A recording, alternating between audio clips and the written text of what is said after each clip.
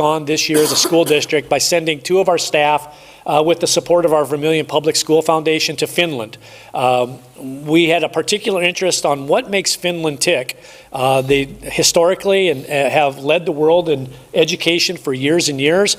And we wanted to find out a little bit about what they did. And after doing some book studies in previous years on Teach Like Finland, we decided to kind of jump into that a little more by sending some staff over to that country to find out some things. And they came back, as you can imagine, super fired up with lots of ideas about things from brain breaks to instructional practices to community practices that drive their education. And one of the aspects that we came back with was this Finland project that you might have heard about over the course of the last 6 or 7 months, which was working on our transversal skills with our kindergartners through our seniors, where we partnered them up and they were assigned a task to work together to figure out what best represents Vermillion. So with the help of the VCDC and the city and others in our community, we partnered up with getting kids together from St. Agnes and our schools to work on this project. And we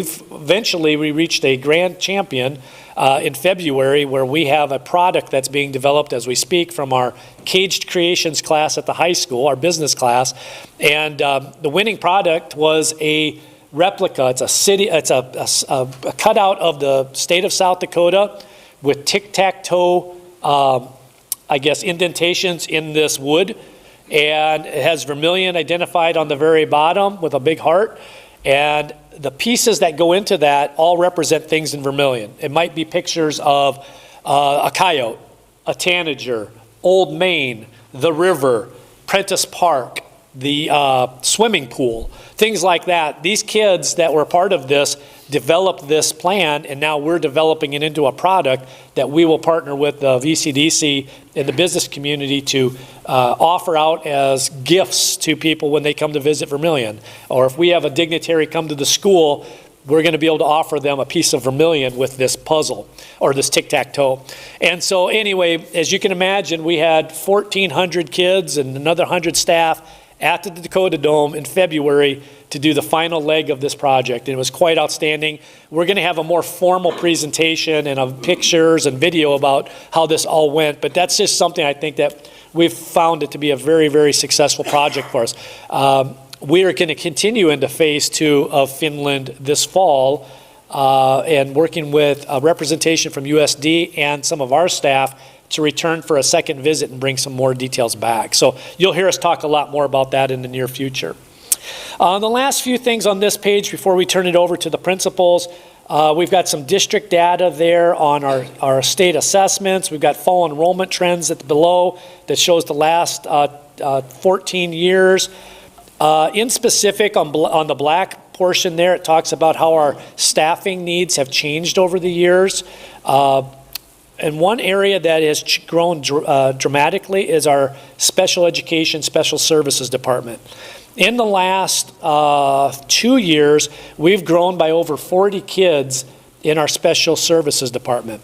So that's a drastic change. That's a little bit of an aggressive growth in one department of our district. Why is that happening? Not sure. We have a lot of people coming to Vermillion for different things, and but the word appears to be out that Vermillion offers some really great comprehensive special services for students with disabilities or other needs. And I think that is getting out there where we've got family members that say, hey, why don't you move to Vermillion? My student is being serviced well here. I think they can do the same for you. And I think that word is out, which is it's an honor and it's a privilege to have that reputation. But it does come with challenges, as you can imagine. When one department grows exponentially, it does put a strain on the system. And that's one of the things that we're finding as a district that we're trying to deal with at this particular time. And then I already mentioned this here. These pie graphs below show where state aid resources come from. The one on the bottom shows about half of that is state aid, and about half of it is federal and local effort. So that shows the pie chart at the top of there indicates what most of our funds go to in our budget. And most of it, as you would be probably aware of, is we're in the people business. So most of our budget is tied up around people. Our general fund budget is probably 70%, 75% of our budget is tied up in just the act of hiring people to be in the business. So that is just a quick review. Were there any questions on anything from there before we kind of get into some of the nitty-gritty from our building principals about what's happening in their buildings and what they're seeing as both opportunities and maybe what's being seen as a challenge in our world? Kevin? Is that report on the website? Yes. Look at it in our leisure? Absolutely. Yep. Thank you for asking that. Yep. All right. If there's nothing else, I'm going to basically let Mr. Fry start off sharing a couple things that are going really well for us and maybe something that's a challenge, and then we'll open it up for questions. Okay. Does he need to come up here, or are you guys okay there? I don't want the microphone because the recording won't pick it up. Fair enough.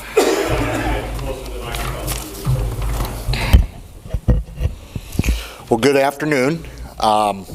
John Fry, the high school principal. A couple areas, I guess, that I would talk about that I think are obvious bright spots for us. Dr. Alvey already previewed one. Academically, we've got great news this fall, being notified that we had 2 National Merit finalists and 1 student receiving commendation, having just missed the cut for National Merit semifinalist. So we had 3 members of our senior class all receive recognition there. And the academic program is something that we're always looking to improve and doing more to, whether it be enhance our dual credit opportunities for kids or our building trades and our career and technical education opportunities, trying to make sure that we can meet the students where they are and where their strongest interests lie. So those are areas that we're always looking to grow in. It's been hard. I think if you're living in the Vermillion community, you have a pretty good idea how we've been doing lately in activities and athletics. It's been a good year. Musically, our show choir and pep band and show band has been out performing very regularly all winter long. While they weren't able to have their local competition this year, they've been out competing very well in some large regional competitions. We're casting a musical right now. The Addams Family is set to go up this spring, and so our music department is blending with our theater group right now, and they just cast that show, so they'll begin practicing. Our Quiz Bowl team won a very large Quiz Bowl competition last month up in Brandon, where they beat out 34 other teams and won the tournament. We've got a debater that is first alternate to the national tournament, and we have for the 2nd year in a row a state champion in original oratory at Vermillion High School. And then we've got and I'll just spend time talking right now about our winter sports teams. Our gymnasts placed 8th at the state gymnastics contest, with Serena Gap placing 11th in the overall. We had 2 of our 4 wrestlers that qualified to state land on the podium, so 4th place finishes for both of them. It was a great tournament for them, and we qualified our first female wrestler to the state tournament for the first time. She's 7th grader, so I think she's got a few more cracks at it too. And then we have 3 basketball teams headed to state. Our girls qualified last week. Our Special Olympians qualified last weekend, and now last night our boys qualified, and that's not been done in school history before, so we're pretty proud of that. If I was to talk about one thing that I think is really a challenge right now for the high school, I'm probably going to steal Tom and Sam's answer to this too. I wouldn't be surprised anyway. Really, educational disengagement is what I'm calling it. We have as many kids as we have excelling and doing great at the schools. We've got another faction of our student population that is completely disconnected. don't want to come to school, don't have any interest in the laws telling them they have to be in school till they're 18. We literally had a meeting this morning with a 15-year-old high school freshman who says, I don't have any interest in school, I don't want to be in school. And mom said, I work 40 hours a week. And I said, well, he can't drop out. And she said, well, he's not coming to school either. And so I don't have any choice at that point. I have to do paperwork, and that gets turned over to the state's attorney's office, and they move forward with that. But that's a typical conversation we unfortunately have more often than I care to admit with parents who just, I don't know how to make my kid want to go to school, so I'm just not going to make them go. So that disengagement and battling truancy is something, and it's not unique to Vermillion. This is not only statewide, it's nationwide, but it is a problem school leaders across the country are dealing with right now. And we're not really sure where to get a handle on how to solve it. So, questions? All right. Mr. Jacobs.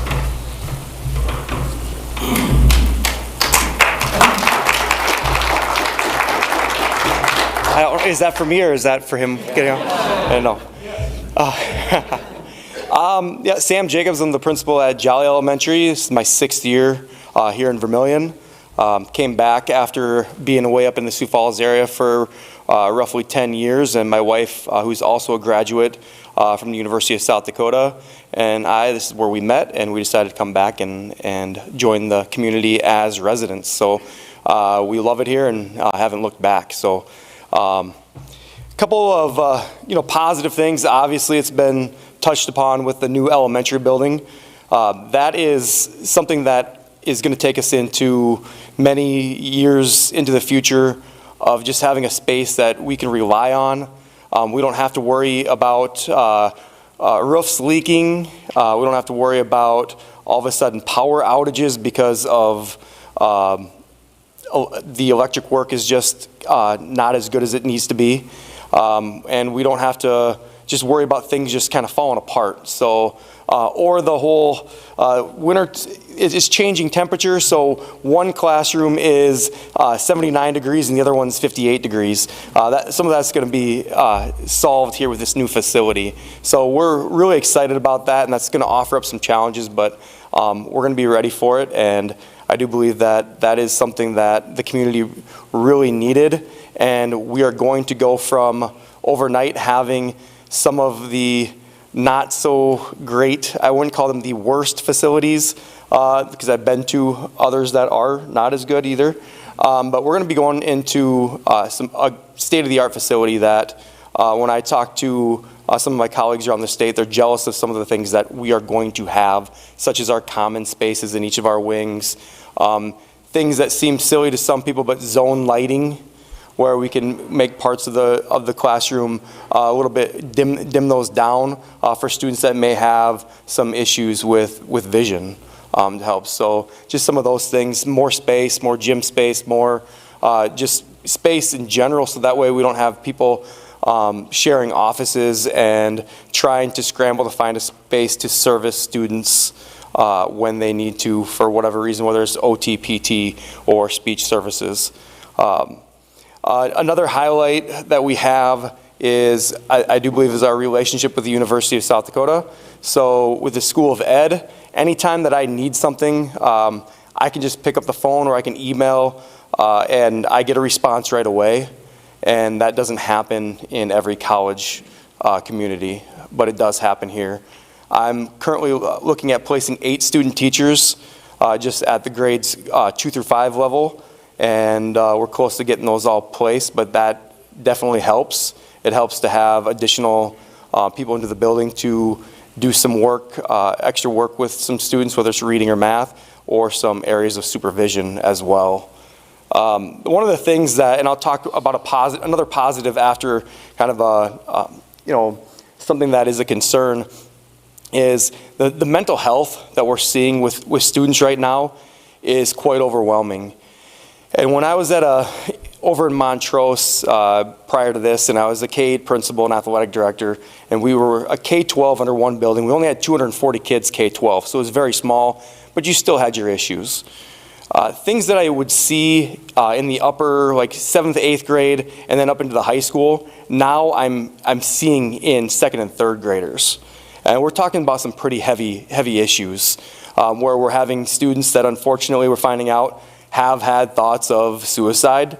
When we're looking into it, they are cutting themselves.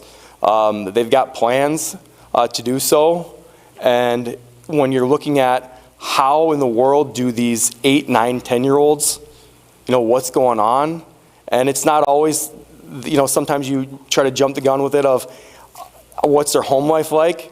There's some really good home lives, or good parents out there that are working their tails off. And it's this mental health issue it's there, and it's not going away. And when you look at things for services, unfortunately, there's a lot of entities that will not take, or they're overwhelmed themselves, such as like Avera. So it has to be a pretty severe case. But when you're trying to place a student for additional services because the district may not be able to appropriately service all the needs of a student, they take in consideration different factors such as age, IQ, what has already been done, what the parents have tried, what we've tried. So, and we're already short with some of those placements where we wouldn't be able to get those kids the proper help. So another thing is when we look into like counseling services, when we refer to counseling, it's typically 4 to 6 months out before that kid could even get a counselor. Well, in that time, that 4 to 6 months, a lot of things have changed for that kid and the situation. So some things that we've been looking into is, we've beefed up some of our support staffs. So I'm very gracious for our district compared to some other districts that we do have. We've got a good counseling staff. I have a behavior interventionist that has some time to check in, check out with kids. We also started a social emotional learning curriculum called Move This World. And we've got some really good staff buy-in with it, and we're actually seeing kids utilize what they're learning in those social situations where they're voicing like, hey, what you did to me, to another kid, that bothered me, or that made me nervous, or whatever, instead of just blowing up or throwing a punch or whatever it might be. They're starting to talk through some situations a little bit more. So we're going to keep moving forward with that social emotional learning curriculum, and hope that some of that will at least help those, those tier 1 students, the average student, and then we can really dive into, once we have those issues solved, we can dive into, meeting those needs and of the students that require more attention. So another thing is that I hear quite often is that kids are changing. And in my opinion, kids aren't changing. Kids are exactly who they were 75 years ago. What is changing is the world around them. So at any given moment, I've got a 5th grader and a 7th grader. At any given moment, they can have the answers, whether the information is factual or not. They can find that with this little device that they have at any given moment. I don't know about you guys. I see a lot of different age groups represented in this room right now, but I didn't have a phone or access really to an internet source till I was a freshman in high school. And then the phone that I did receive did not have internet. It had limited character text that you could do. You could not take photographs or video on it. And now these kids are going around, they are, sometimes they are just using their imagination. They're getting into just some minor things, which is childhood, and everything is videoed. Whether it's on a doorbell ring, whatever it might be, I always tell my boys, hey, don't step out of line, because wherever you're at, you're going to be on camera, especially in our neighborhood. I mean, everybody's got a doorbell ring or some camera stuff, and that. Don't put anything on social media, because it's there. It's there for life, whether you delete it or not. And these kids at those ages, they're not ready for that, nor should they be. They're not mature enough to understand all of those ramifications of going and speaking out on social media or taking pictures or whatever it might be. So again, my opinion, kids haven't changed. It's the world around them that's changing, and we as adults need to do our job to navigate and direct them through those changes so that way they can be successful. No different than my parents did for me, because guess what? They didn't have cell phones when they were freshmen in high school either. You know, I mean, they just didn't have access to that stuff. So well, there's my 2 cents on that. But we've got a great district. We've got a lot of people that care about Vermillion, South Dakota. When we have families that come here, no matter if they have a lot or nothing, we do a very good job as a community of taking care of people. And that is very evident, and I think that's why we do end up having people that come to our community, because the word does spread. We'll take care of you. We'll find you a place to live. We will find you a food source. We will find you clothes for your kids. We will take care of you. We will find you transportation. And that's a great thing to do, but it does also bring forth some issues as well, some logistical issues, but we navigate through them. So I could probably talk all day, so I'll cut it off at that. But you guys have any questions? We'll do questions at the end. Okay, sounds good.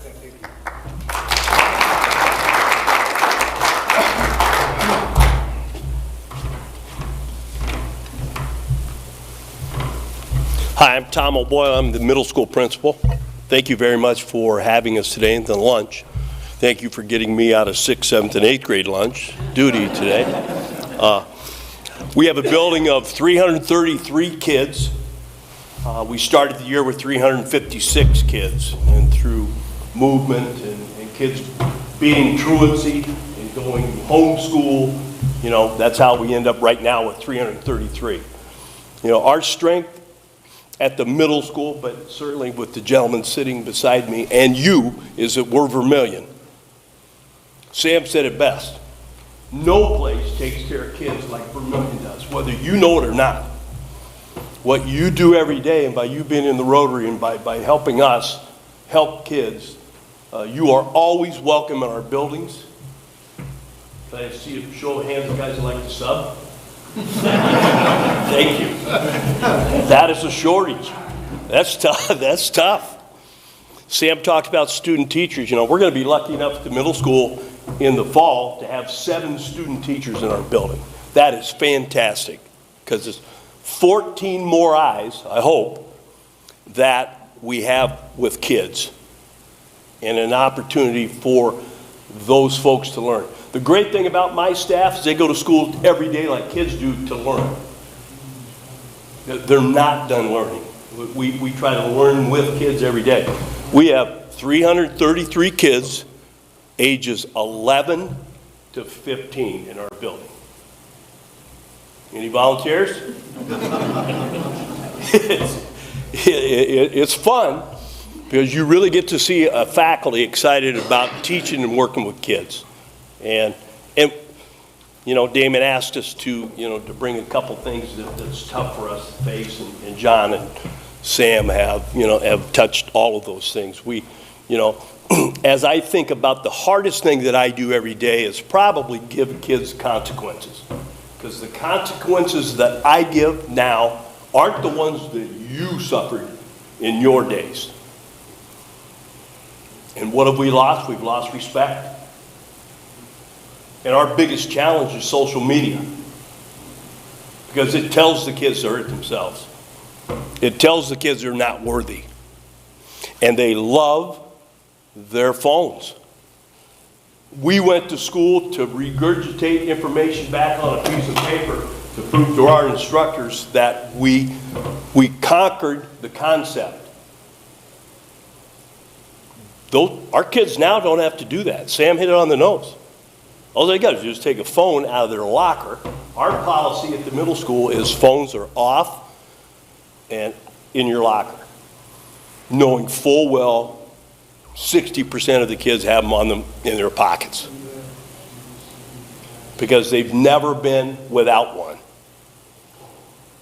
And so the world of education has changed because technology has changed, and it's changed for the better. And we're facing AI now, where you can ask you can ask a device to write a paper for you. And so there are things that we as a district are trying to stay ahead of to have those things work for us. And that's positive. We're treated very well in Vermillion. We feel like we are the best. We feel like people come to us to say, how do you do this, Vermillion? And we're very proud to be tanagers. And what a great deal it is that the extracurricular activities, the Caitlin's, the kids in the chess club, all the 92% of 333 kids in our building are involved in an extracurricular activity. 92% of the kids that go to Vermillion Middle School, whether that be music, whether that be a club after school, whether that be athletics, that's fantastic. Probably the thing that we're most proud of is our relationship with the University of South Dakota. We have 54 kids who are honor roll type kids at the university that come over and tutor 54 of our kids during study hall twice a week.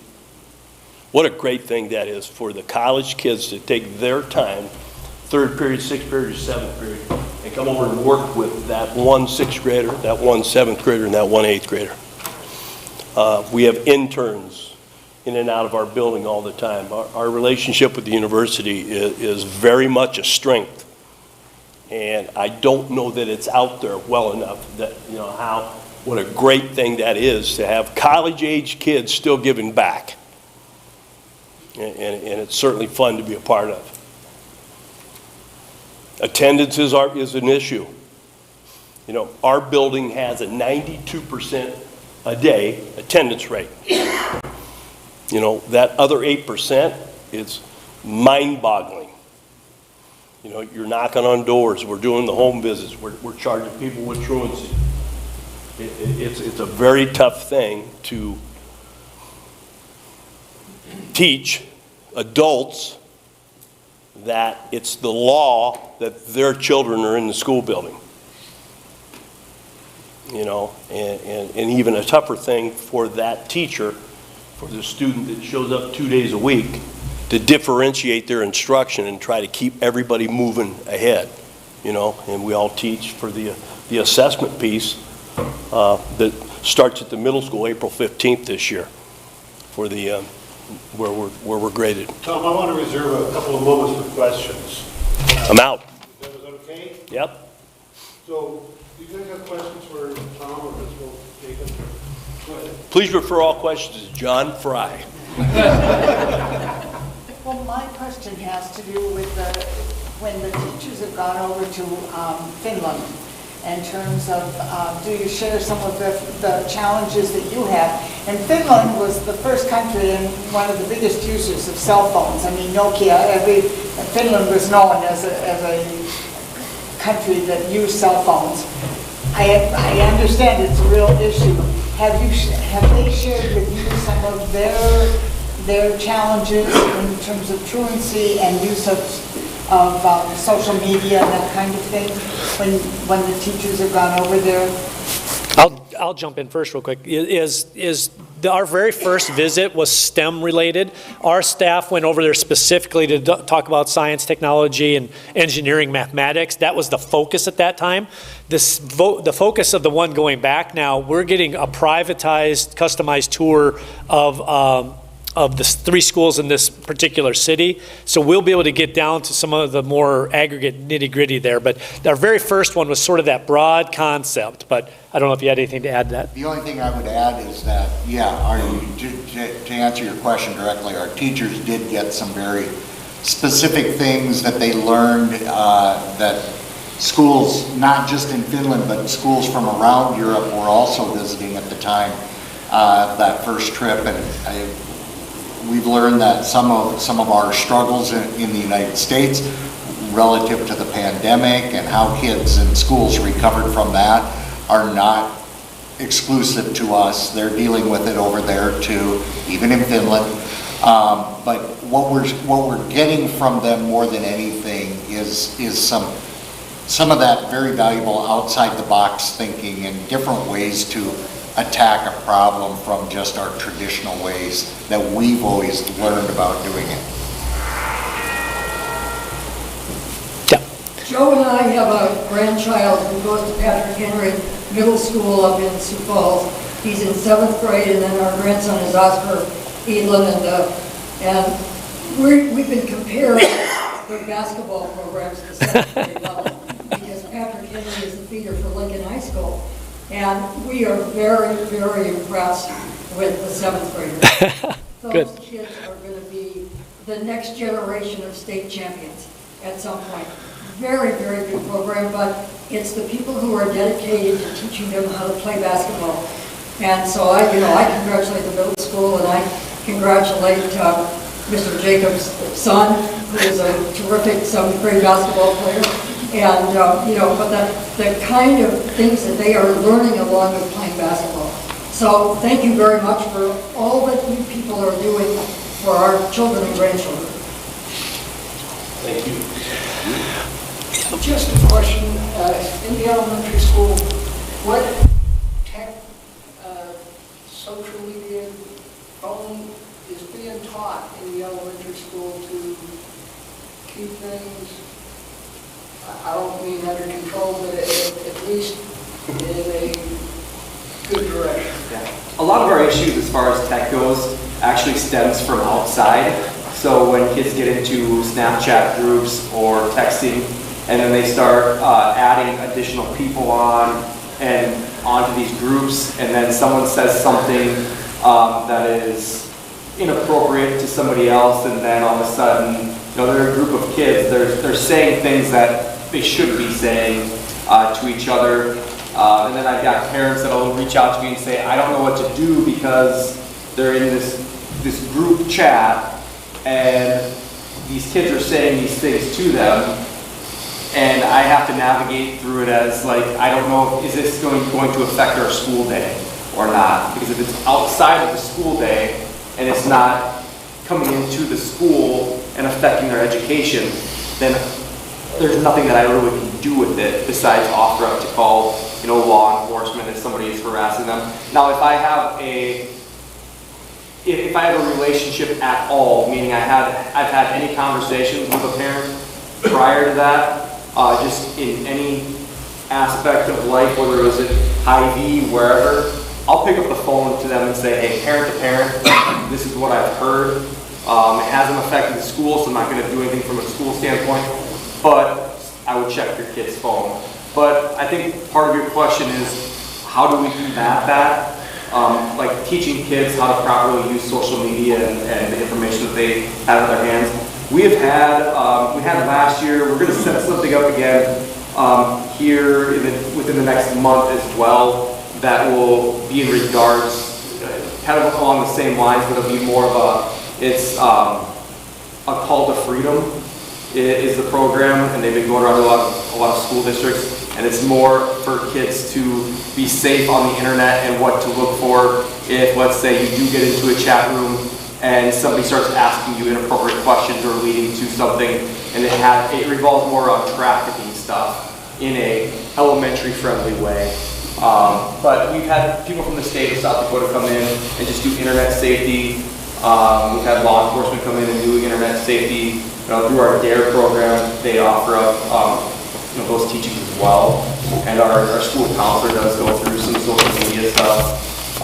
And like what to do if you find yourself into like a situation where you're in a Snapchat group, who to go to, what to do. But yeah, I mean, there's no real great way to navigate through it, except for, I guess, as a parent myself, we check our kids' phones.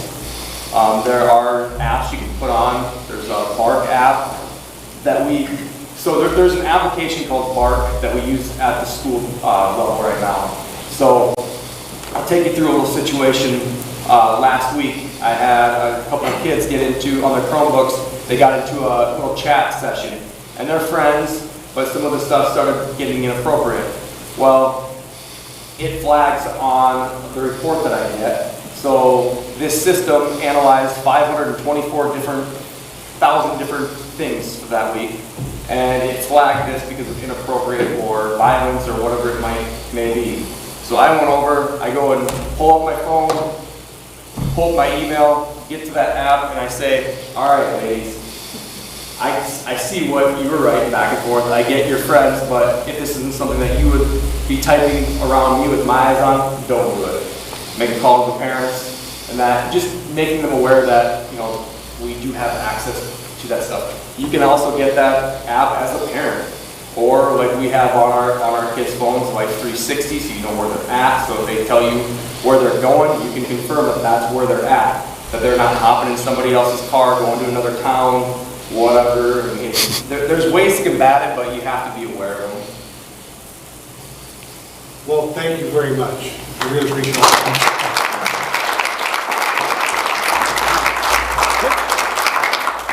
Thank you, guys.